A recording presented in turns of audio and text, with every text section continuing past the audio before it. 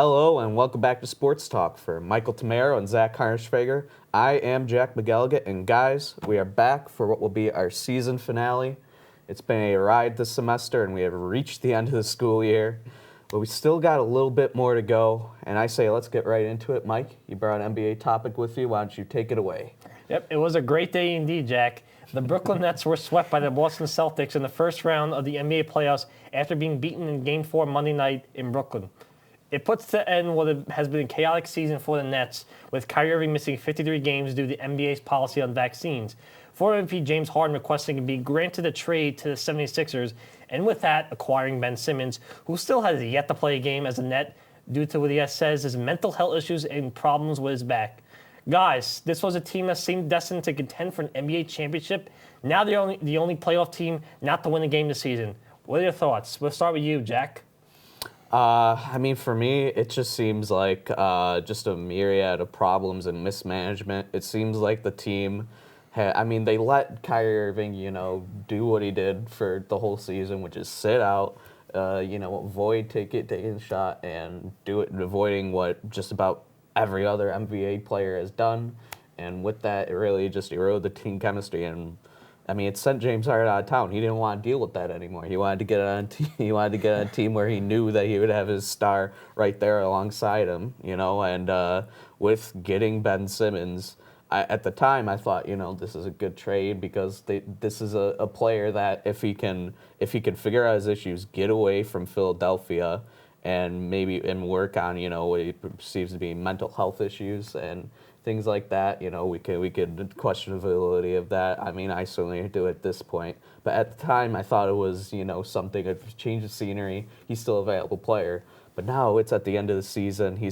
They say, after Game 3, after they lose that Game 3, he's going to play Game 4. And then he says something's wrong with his back.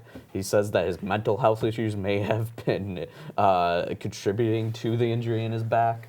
It just seems like it's just all a mess, and it leads to, KD having to do a lot on that team, and them going up against a team like the Boston Celtics that are a complete team, and completely beat them. To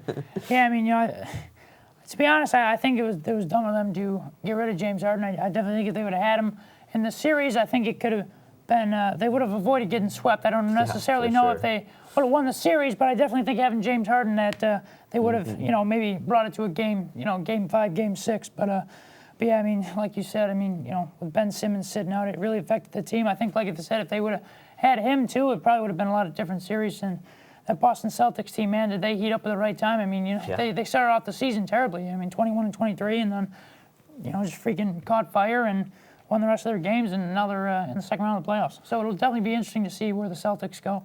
I would like to say that I don't think that Kyrie Irving or Ben Simmons enjoys playing basketball anymore. Yeah, I agree.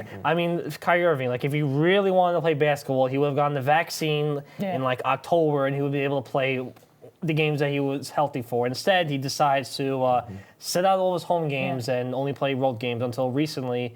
They allowed players that were not unvaccinated to play home games. And for Simmons, he doesn't seem like he ever wants to improve his game at all, because I've seen news that they've told him to try shooting, practice shooting more, and he just won't do it and stuff. So it's do these guys even want to play basketball anymore? Yeah, it's ridiculous. Kyrie's just been open about how he views the NBA, and he sees himself as more of a basketball player, or more than just a basketball player, and, as contentious as he might be when he says stuff like that. It just seems like the Nets are just, it doesn't seem like anything's really there. Whether that's, it seems like management is letting the players just run wild.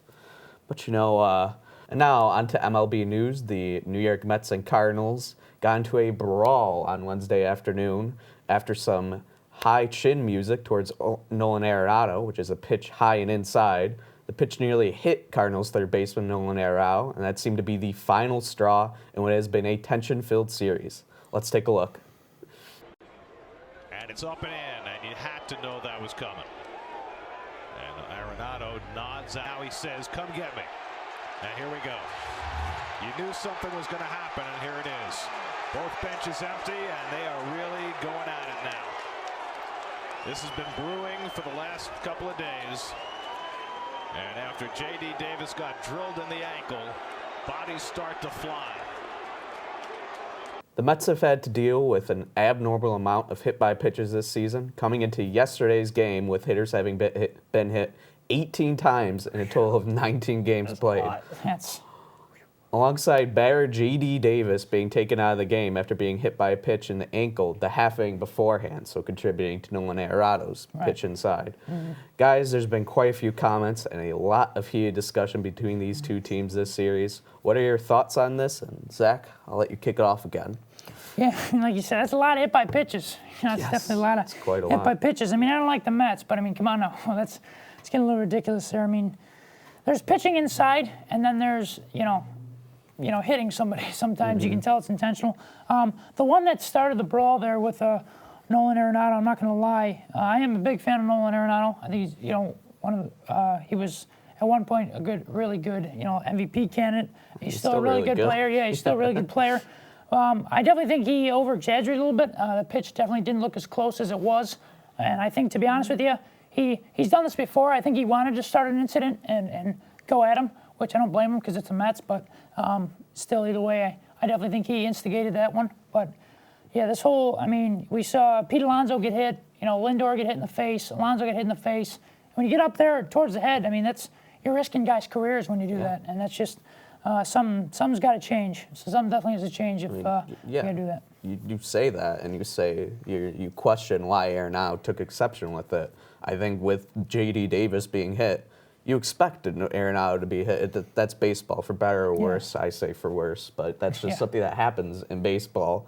When you go towards the head, when you go towards that area. Yeah, but still, that one wasn't really close to him. I mean, but it's about the intent, and I think that's what Arenado was chirping at him about, and maybe it shouldn't have led to a benches clearing brawl. No. But with what has been said, about the baseballs and everything, and the Mets this season, I mean, this is something where I think it's just the teams need to maybe get it out of their system and move along. But Buck Showalter, after he was talking about, similar to you, he was saying, my players have been getting hit, and he got in the head, and he just walked to first base. And maybe that's true, but at the same time, when it becomes as obvious as it did when J.D. Davis gets hit after that first pitch next half inning, I mean, it's something that you have to expect when that happens. I don't exactly fault Arenado for being upset about that. For me, I mean, it's kind of wild just how much the Mets have been hit. I mean, it's a kind of a crazy thing. Yeah. So, I mean, I don't know. I'm very interested because these two teams, they should be battling, on top of in the National League.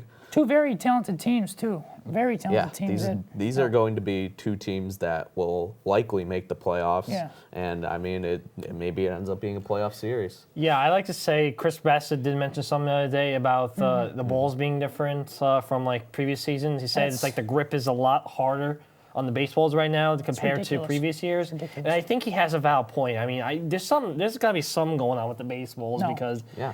Right now, the MLB currently has a league-wide offensive problem. I mean, teams haven't been this bad offensively since the early 1970s. So that's definitely something you have to consider. And for Nolan Arenado, I understand him being upset just because the Mets pitcher, I forget who it was, probably intentionally hit him.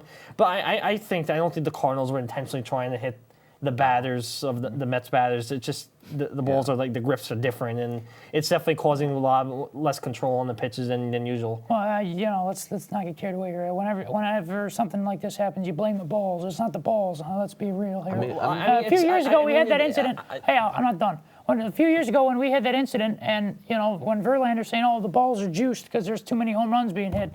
I mean, this is just getting ridiculous with the balls. You got to find ways. Use rosin. I'm not saying use an illegal substance. Obviously, it's banned. But I'm saying, do something to get a better grip. I mean, let's be real here. It's not the ball's fault. Okay, the ball didn't, come out of his hand randomly and say, "Hey, I'm going to hit you." It doesn't happen.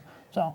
Zach, you do know that they actually changed the balls years. They don't keep it one ball. They can change it. That's why the balls were traveling a lot different in 2019 compared to this year. Balls are dying now. You think it's just because they're just not trying better or something like that? I mean, they change it all the time now. It hasn't seemed to been doing this in previous years, so I guess they you changed the balls, You can't. yeah. I don't think you can blame the balls in this situation. When can, it was said by Bess, I mean, it seemed like to me he was kind of like giving some leniency to everything that's been happening, and I think it's fair. We know that the MLB, we basically know that the MLB has been messing with balls. Rob Manfred, he's been, mid-season even possibly, in like 2019, 2020. I mean, these things have happened, so I mean, I don't think it's wild to say that the Cardinals have been struggling because of that, and maybe the Mets as well. I mean, I haven't looked at the hit-by-pitch statistics, across the league, but I think it is valid, and I don't think, it's an insane thing to say, really. I don't think it's valid. I think we'll see definitely a shift by mid-season, of this. I just think it's, the lack of spring training. People can't, that's aren't definitely getting location and stuff, so I think it's definitely, I think that's got a factor to do with it. And like you were saying earlier, hitters are hitting 231 this season, and there's over 60. There's 60 guys batting at 200 or lower this season. So that could also be it. I think it's mostly, like I said, a spring training thing, not a balls thing. So yeah, and that's definitely valid. I mean, you need spring training to pitch well, and you need to get ramped up. Well, let's not blame the balls. Yeah. But guys, that will do it for our topics today for Sports Talk and for all this year. And with this being our last episode of the semester, guys, if you want to take a moment, Mike, we'll start with you first. If you have anything you would like to say before we go on break. Yeah, I do have several things to say. First, I'd like to thank both of you, Zach and Jack, for letting me on Sports Talk. I know I was considered a late bloomer in town television. Well, you guys let me in what was it, November, and I've had fun doing it since. And the second thing I'd like to say is I know some people are wondering, like, since I'm operations manager 89 Point to Point, will I be doing Sports Talk next year? I will try my best to get to do Sports Talk because I don't want to leave Sports Talk just because I'm an operations manager. I know it's a lot of work, the operations manager, but I love doing Sports Talk, and I definitely want to be here for the next 2 semesters, and I will try my best to be on Sports Talk next year. Yeah, and we would love to have you. So, Yeah. I mean, there's no problems on our end. Zach, what do you Yeah, I have anything mean, to say? pretty much everything he said. I appreciate you guys, dealing with me, and it's not an easy thing. And it's been a pleasure. I love sports, so you guys do too. And this is definitely going to be a success. And I hope you guys, being a freshman, you guys are a lot older than I am. So I hope I get to see you guys next year and in a couple years. And please don't leave. I know you guys are going to be leaving soon, but please don't. So. Yeah, no, I've really loved what we've done here. It's been good. Getting in front of the camera and doing this, just talking sports with friends, usually do. It's been nice, and Even Zach, though, even in those first couple episodes when we didn't have Mike, you helped make things a lot easier for me getting camera comfortable and things like that. And Mike, you helped a lot, just getting a lot of color to the show and giving a different perspective. And backing me up when we attack Zach. Yeah, I gotta say, Mike, you had a lot of really bad takes this on You this had episode. to, Jack. Yeah. There we go. And that's the unity we're looking for. That'll do it for us this week. We thank you for watching, and we hope you'll tune back in and return next semester. Until then, for Michael Tamara, Zach Harnschwager, I am Jack McElligott, and we'll see you next time.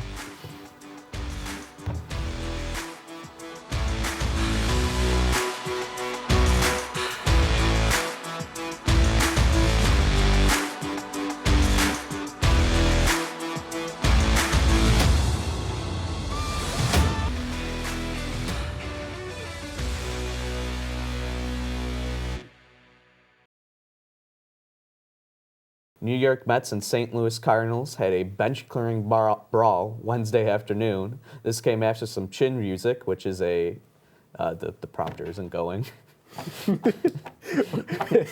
I was hoping it would pick up when I went, but it stopped. So when you said brawl, I was like, yes. What do you want from me? Can we keep that cut in like the end?